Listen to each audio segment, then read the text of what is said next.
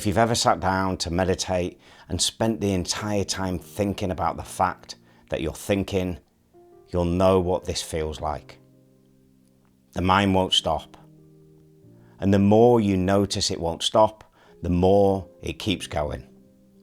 And at some point, you start to wonder whether you're just not someone who can do this. And in this video, we're going to look at why that happens and why it has nothing to do with your ability to meditate. Because this isn't about focus.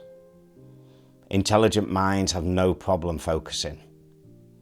They focus constantly on problems, on outcomes, and what's coming next. The issue isn't focus.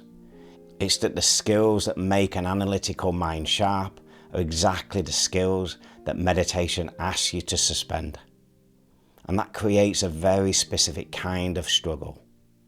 One that doesn't feel like inability, it feels like failure. And there's a difference between those two things. So, this video isn't about how to meditate correctly. It's about understanding what's actually happening when the analytical mind sits down and tries. Because until that's clear, the struggle will continue. And it continues for a very specific reason. Not because something is wrong with the mind. It's because it's been applying the right tool in the wrong context. And that distinction changes everything. Because here's what's actually happening. The moment an analytical mind sits down to meditate, it immediately turns it into a task. Something to complete, something to do correctly, something to assess and evaluate. And so while the practice is happening, the mind is also watching the practice, evaluating it, tracking it, deciding whether it's working. Am I doing this right? Is this what it's supposed to feel like? Should my mind be quieter than this? And that layer of evaluation in itself is a form of thinking. Which means the mind is now thinking about trying not to think. And the more it evaluates, the more active it becomes. And what started as a practice becomes a performance review. And this is where it becomes important. Because there's something specific an analytical mind does that creates this loop. It treats thoughts as evidence. Evidence that the meditation isn't working. Evidence that the mind is too busy. Evidence that it isn't something it can do. And when a thought arrives, the mind doesn't just notice it. It reacts to it. It follows it. It evaluates it. It tries to understand why it's there. And in doing that, it's no longer sitting with the practice. It's inside the thought. And this happens quickly because analytical minds are also anticipatory minds. They don't just respond to what's happening. They're already 2 or even 3 steps ahead of it. So a thought arrives, and before it's even fully formed, the mind is already thinking about what that thought means and what the next thought might be, and whether that pattern is going to continue. Which means the mind is never quite here. It's always slightly ahead of the present moment, and meditation happens in the present moment, not 2 steps ahead of it. The problem was never the thoughts, it was the relationship to them. You might recognize this as a particular kind of frustration. You sit down, and within moments, the mind is somewhere else entirely. And you bring it back, and it goes again. And at some point, the frustration at the mind going becomes its own thought, which creates more thinking, which creates more frustration. And the loop runs. You might also notice it as a sense that you should be doing something. That sitting quietly without producing anything, without solving anything, without moving forward with anything, feels structurally wrong. Like you're wasting time. Like there's something more useful you could be doing with this. And that discomfort, that sense of unproductivity, is its own form of resistance. Not laziness, not distraction. The output-orientated mind finding non-doing almost impossible to tolerate. And underneath all of that, there's often a quiet belief that if the mind was working correctly, it would be still by now. That the thoughts are a sign of something wrong. That other people sit down and find this easy, and you can't. And that belief is what keeps the struggle going. Because it turns every thought into confirmation that you're failing. An analytical mind approaches meditation like a problem to solve.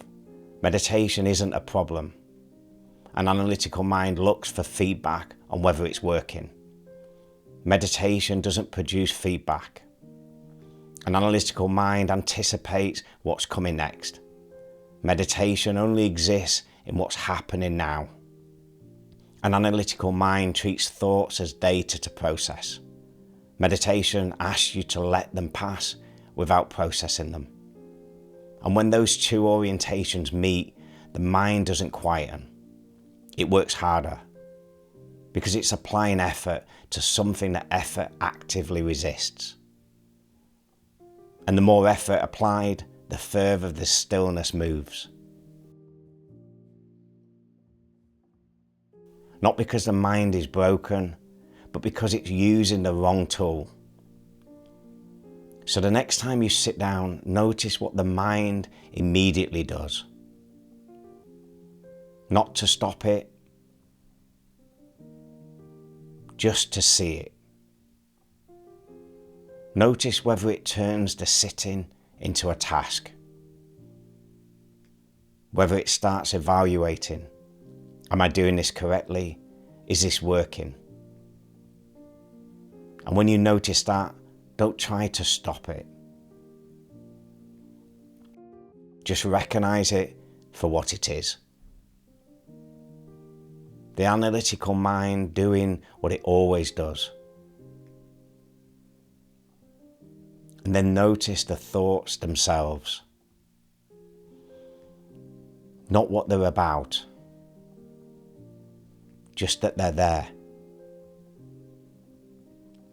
And see if you can let one pass without following it. Without reaching for it, without pushing it away. Just letting it arrive and move through. And when the mind goes 2 steps ahead, notice that too. The anticipation, the planning, the already thinking about what's coming next.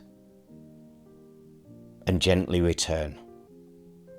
Not to emptiness, just to now. Because that return is the practice. Not the stillness, the return. Because this reframes what meditation actually is. It was never about emptying the mind. It was never about achieving a particular state. It was never something that works only when the thoughts stop. It's a practice of noticing and returning. Noticing when the mind has gone somewhere and returning without judgment. And for an analytical mind, the mind will go somewhere often, which means there are more opportunities to return. Not more evidence of failure, more repetitions of the actual practice. And over time, something shifts. Not the frequency of thoughts, the relationship to them. They arrive, and instead of being followed, evaluated, or treated as confirmation that something is wrong, they just pass. And the system begins to learn that presence is possible, even with a busy mind. That stillness isn't the absence of thought. It's a different relationship to it.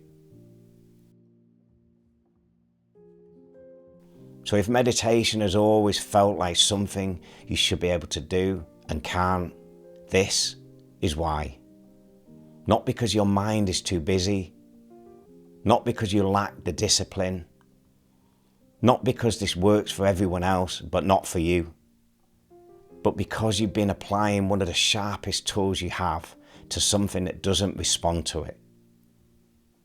And the shift isn't learning to think less. It's learning to relate to thought differently. And that is something the analytical mind can actually work with. If this is something you want to explore more directly, not just understand, then click the link in the description where you can find out more about how this works. No pressure, just there if it's relevant. So, if you recognize yourself in this pattern, it is worth continuing through the series because each video builds on the last. In the next video, we'll go one layer deeper into this because there's something specific that happens when an analytical mind sits down to meditate. It doesn't just think, it performs. And that performance trap is what the next video is about.